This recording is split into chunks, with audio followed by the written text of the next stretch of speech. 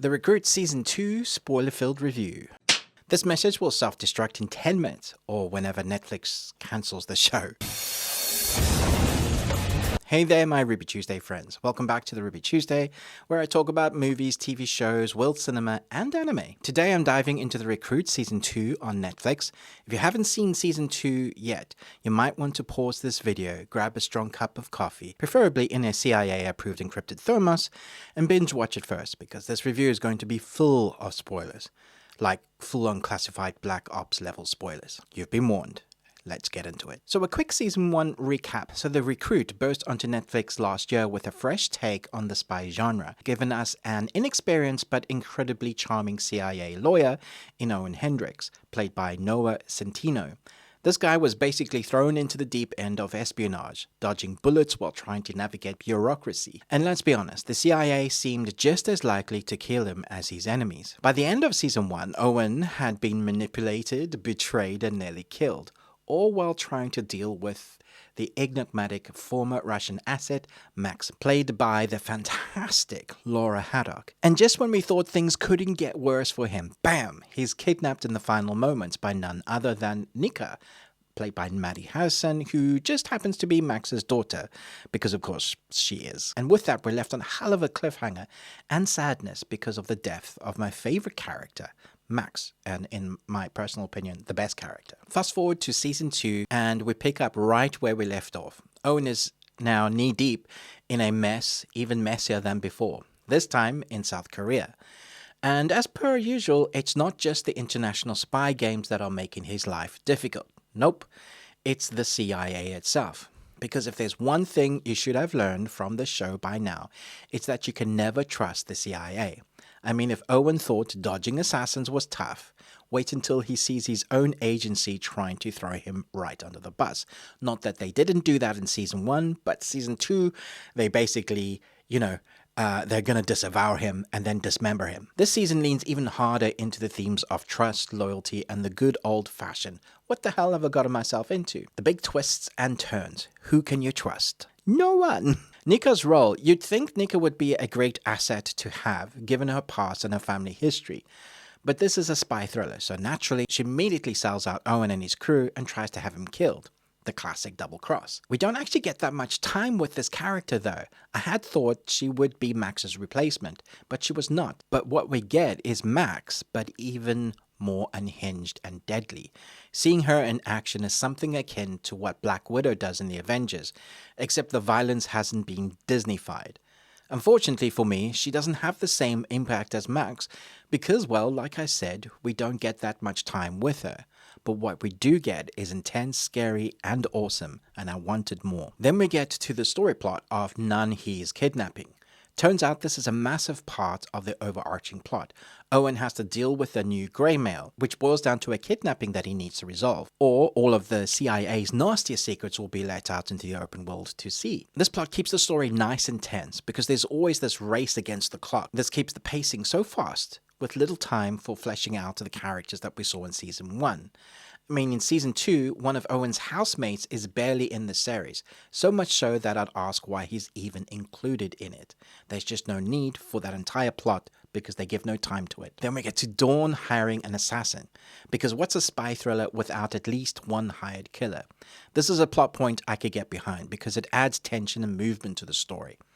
Owen and a few associated with him now have to juggle three dangers: other spies and their agencies, the CIA, and now assassins. These plot devices intersplice with each other over 6 episodes makes it for such a fun ride. Jay is a spy? Who could have guessed? Jay and his connection to Hannah. This relationship just complicates everything further.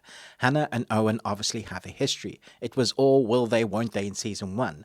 But in Season 2, Owen is trying not to make the same mistakes again, and is now making all new ones, which is real, I guess. This gives Hannah room to have a new relationship. But let's be honest, the surprise of Jay being a spy was hardly a surprise at all. I remember saying almost immediately when I saw him, he's way too good of a guy to be a good guy. He's definitely up to something. Coffee break. Wet moustache. Whether this is bad writing or the fact that I've seen too many shows, who knows, but I like this arc. It gives Hannah's character much needed reason to be in the show, and further complicates Owen's life when the CIA has to intervene on his behalf to deal with what Hannah has got herself into. She ended up being a relevant character to the whole arc, and that worked really well for seeing the character Owen trying to grow.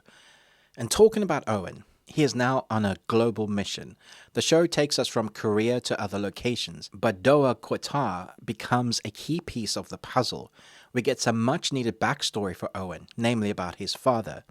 This story, of course, leads into a fantastic action sequence that, in the end, gives him a get-out-of-jail-free card. This is another clever writing device so that when Owen encounters something he has no hope of escaping, he can call for help. Well, in this case, a dodgy British dude with black market connections. This was episode 3 and was fantastic character development for Owen, both from his past and the person he's becoming in the present. Janice gets detained? What? Janice gets detained in South Korea, which, if you know anything about the show, probably isn't going to end well for him. Christian Brun as Janice was great in season 1 because he was a reflection of what Owen could be in 5 years and probably would be. He is a tired, narcotic-filled man on the edge, and in walks Owen, bringing a new world of pain and fear in the form of grey males. This time around we had a lot more screen time with Janice, and even though he is still a mess, we see that he is by no means green. Watching him navigate through spy bureaucracy is a pleasure. I don't know about you, but when I saw him in season 1, I kind of reveled in how dark and dismayed he was of a character. I knew that it was what we were going to see, whatever mood he was in, it was going to be fun to watch. Not for him, but for us. Dawn and Dodge's team up with Owen for a significant final mission. I loved to hate Dodge in season 1. She always felt like she was a slippery eel and was about as trustworthy as Donald Trump was courteous with the late Queen of England. But as the enemy of my enemies, the final mission mandate, we see an alliance made that was surprising but made for a fitting end and intense action scenes. And of course, since we're in spoiler territory, let's just say that not everyone makes it out alive, which would make sense for kind of the story and its heading, its trajectory. One of the biggest changes this season is the absence of Max.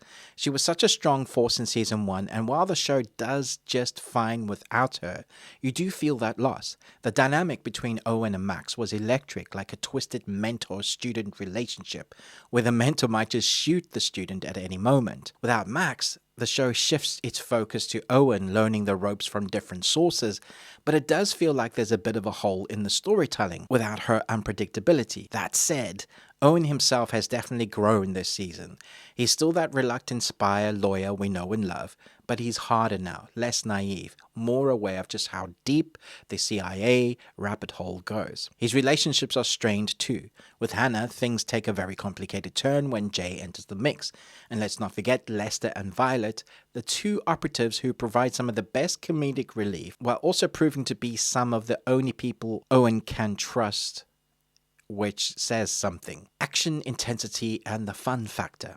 So the action, if you thought season 1 had ridiculous set pieces, then season 2 goes even bigger than that. Chases through South Korea, great hand-to-hand fight combats where Owen kind of fiddles his way through surviving stuff, and then you see how spies who actually know how to fight look and feel like in South Korea. Particularly, that was fantastic to watch. Chases through South Korea, shootouts, high-stakes espionage, all of it is dialed up this time around, which I really enjoyed. The pacing was fast, the tension almost unbearable at times. But what makes The Recruit stand out is that it never takes itself too seriously. Yes, we get the double crosses, the dangerous missions, the betrayals, but we also get the awkward bumbling Owen moments that remind us why we love the show in the first place. Because let's be real, he's not James Bond, he's definitely not Jason Bourne, he's more like your overconfident mate who tried to talk his way out of an international conspiracy and somehow actually pulled it off. Is it believable? Not always. But is it fun as hell? Absolutely. Direction, cinematography, and score. Credit where credit is due. The direction this season is top-notch with Julian Holmes, Jessica Liu, Viet Nguyen, John Himes, and Alexa Hawley behind the camera. We get some seriously great cinematic moments. The look and feel authentic to the story. The cinematography is gorgeous. South Korea looks mysterious and lived in, which was a nice plus. Not Hollywood, but real. And the score? Well, it does what it needs to, ramping up the tension when necessary, but never overdoing it. So my final verdict, should you watch it? Absolutely. Is it perfect? No, but it's a damn good time. It leans into the spy thriller madness while keeping things light enough to be fun. Owen is still an incredibly likable lead. The action delivers and the betrayals will keep you guessing. Could it use more believability? Sure. But let's be honest, we're here for the ride, not the realism. I'm giving The Recruit Season 2 3.5 out of 5 Nicolas Cages. You got one. Thanks for watching. I hope you enjoyed this spoiler-filled review. If you did, please do comment, let me know your thoughts, and maybe give someone you know a hug, for no other reason than to make their day a bit more enjoyable. But most of all, remember, live long and Tuesday.